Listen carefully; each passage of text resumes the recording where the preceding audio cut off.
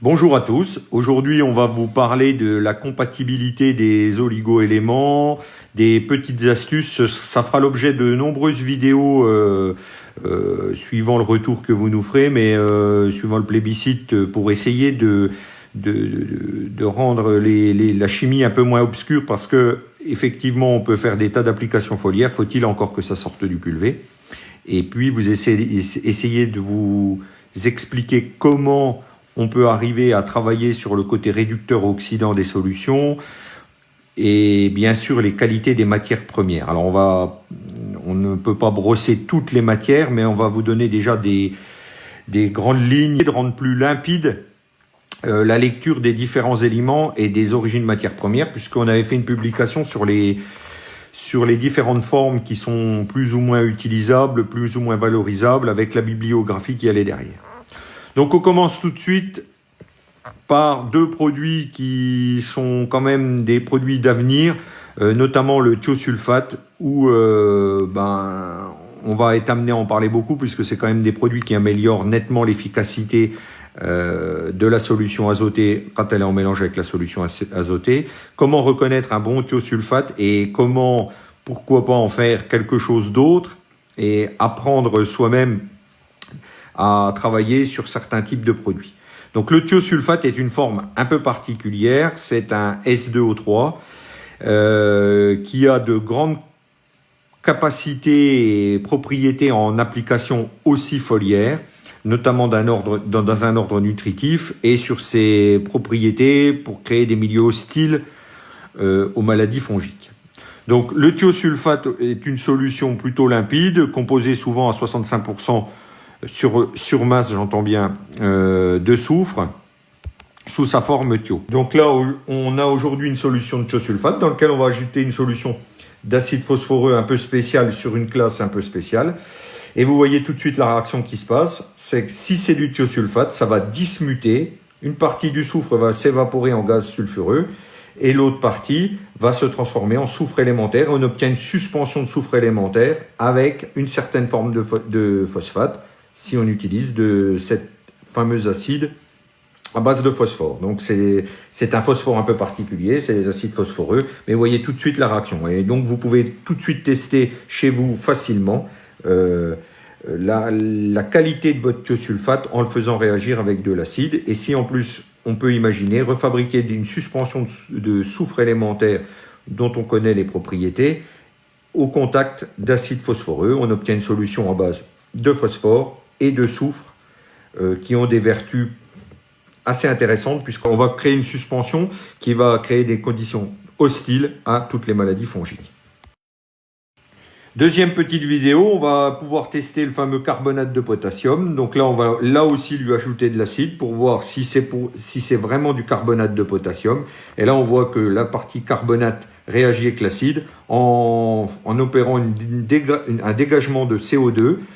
Donc là, on voit très vite la réaction, ça mousse très vite. On peut donc constater et tester si notre solution, c'est bien du carbonate ou du nitrate de potassium. Parce que le carbonate de potassium, comme on l'avait publié, est la forme la plus assimilable en foliaire de potasse. Vidéo suivante, on va expliquer comment arriver à utiliser des bons sulfates de manganèse, qui ont des propriétés, contrairement à ce qu'on pense, on peut trouver du sulfate de manganèse très réducteur.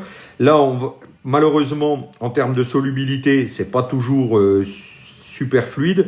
Et là, on lui ajoute les fameux produits compatibilisants et qui ont aussi des propriétés qu'elle attend. Donc on peut trouver tout un tas de produits qui sont en chimie classés par leur ISP, leur indice de stabilité physique. On utilise fréquemment, je pense que vous connaissez l'avantage et surtout l'avantage des sulfates d'ammonium liquide qui peuvent être optimisés par des compatibilisants.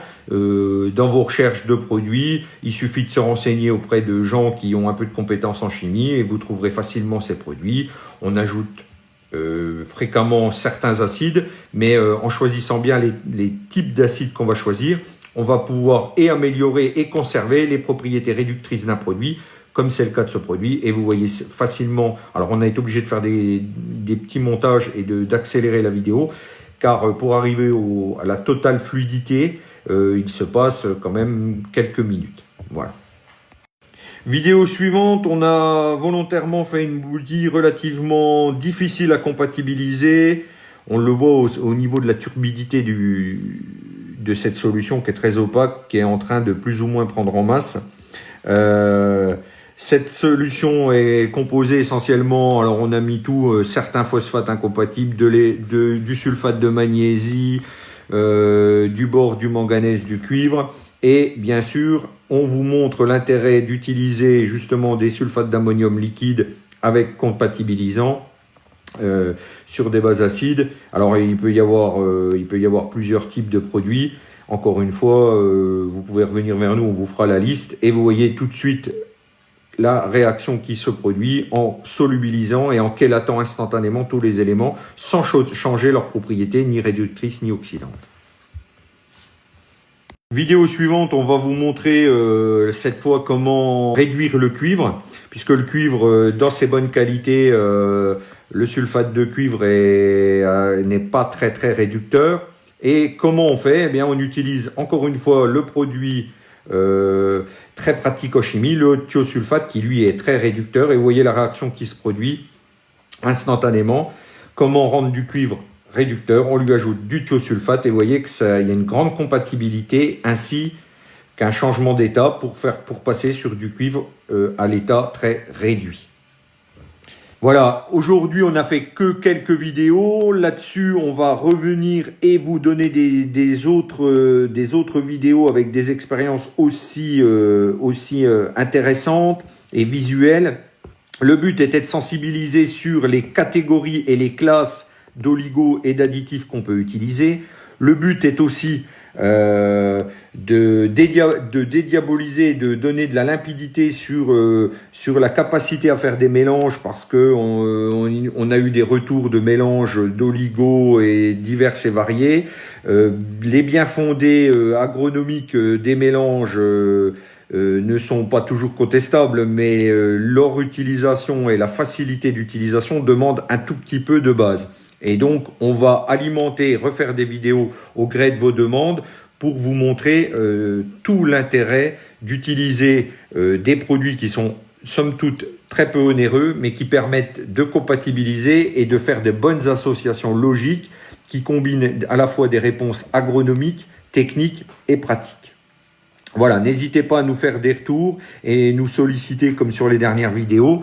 On apprécie toujours vos commentaires et vos remontées souvent en privé pour agrémenter les prochaines vidéos et donner de nouvelles expériences pour que vous puissiez voir en pratique et éviter le maximum de problèmes dans la réalisation de vos bouillies.